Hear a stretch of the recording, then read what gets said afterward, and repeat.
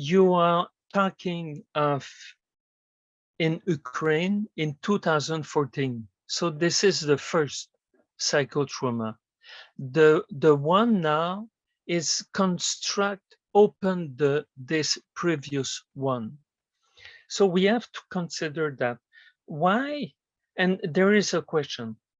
Why certain persons react excessively to a mild traumatic event, whereas others don't manifest any reaction to an extremely traumatic event.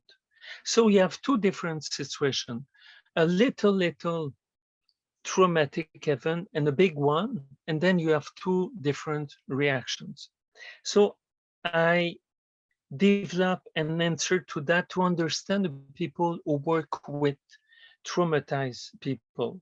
A part of the answer concerned what we call predisposition, which can be represented as fertile ground.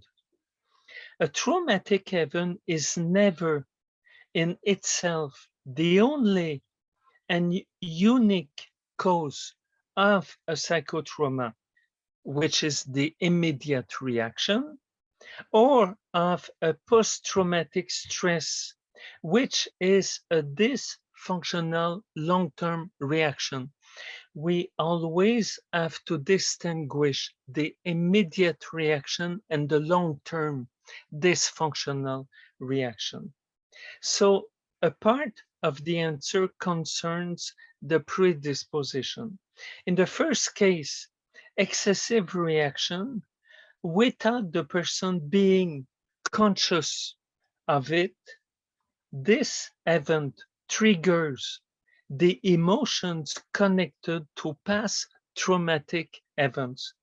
You remember we talked of the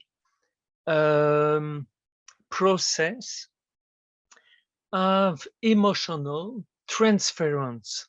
So the emotion related to a situation in the past then transfer itself to the present situation.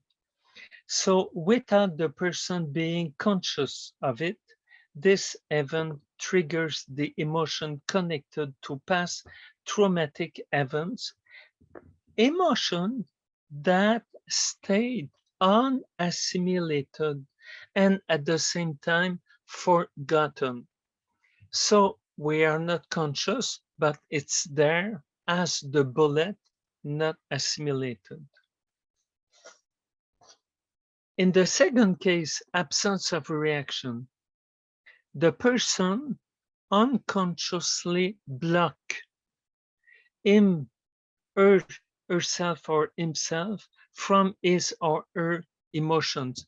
There is a block. It's like you disconnect from yourself. You just don't feel anything. You are frozen. You are frozen.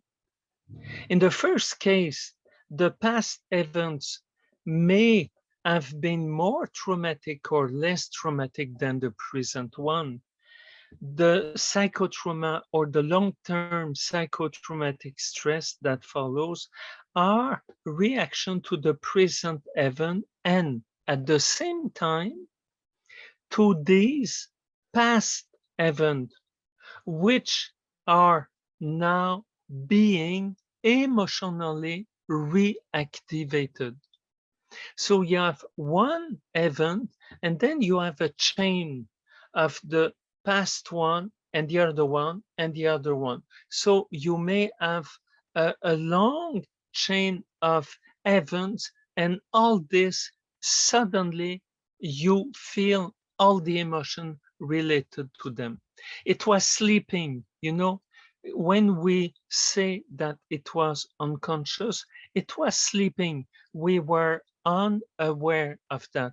Suddenly it pops up and we feel everything from all these events. So this explains the excessive reaction to something. Just one observation. Would it deal with, say, hypothetically, or not really, but people who were faced with the war in 2014, and that was their first traumatic experience in the war times.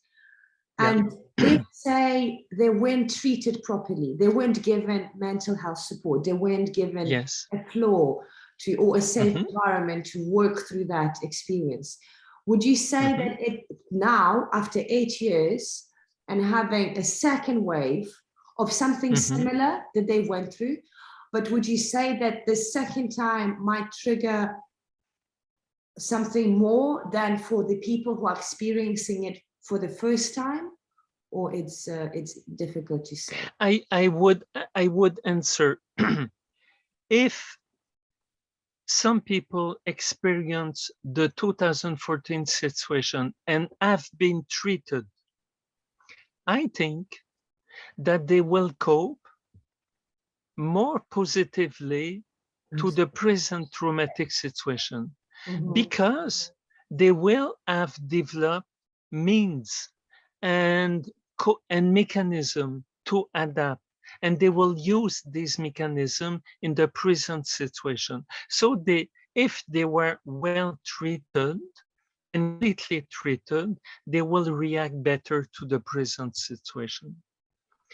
If they were not treated, then they will react to the present situation with the emotions of the past trauma of 2014. So it will be an addition of a reaction, you see. Thank you. Yeah. So Do we have for to take that in consideration when talking to them and when having evaluation as such? it is a question to ask to the people, where were you in 2014? How were you affected by this situation Thank in you. 2000? This would be one of the most important questions to ask. Yeah, Thank you. absolutely. Merci. Good.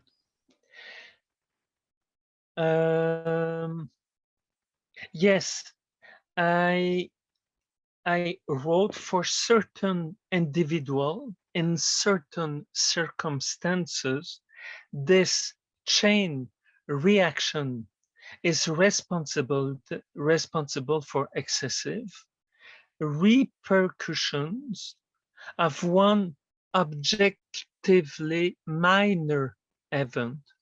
You see, you may have just a little accident, or somebody is not, it's not pleasant with you, and then you react.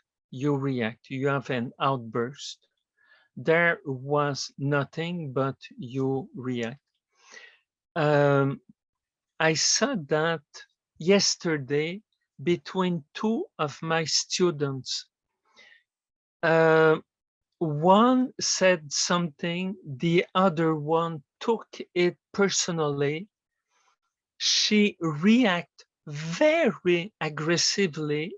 There was no reason. And then the first one react to this reaction, and it, so we are talking of this a chain reaction in that situation. I tried to calm things down, but it went very far. And now we need the lawyers to solve the problems because, yeah.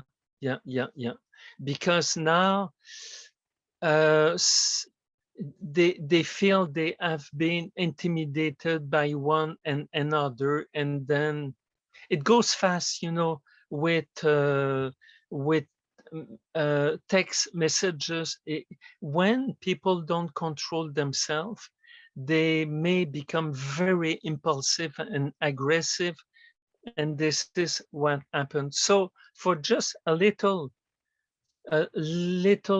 anything, I would say, they built up a big issue with it, and they will have maybe to face charges in court. They will have to present themselves in court. Now we are at point 6, psychotraumas complication. So I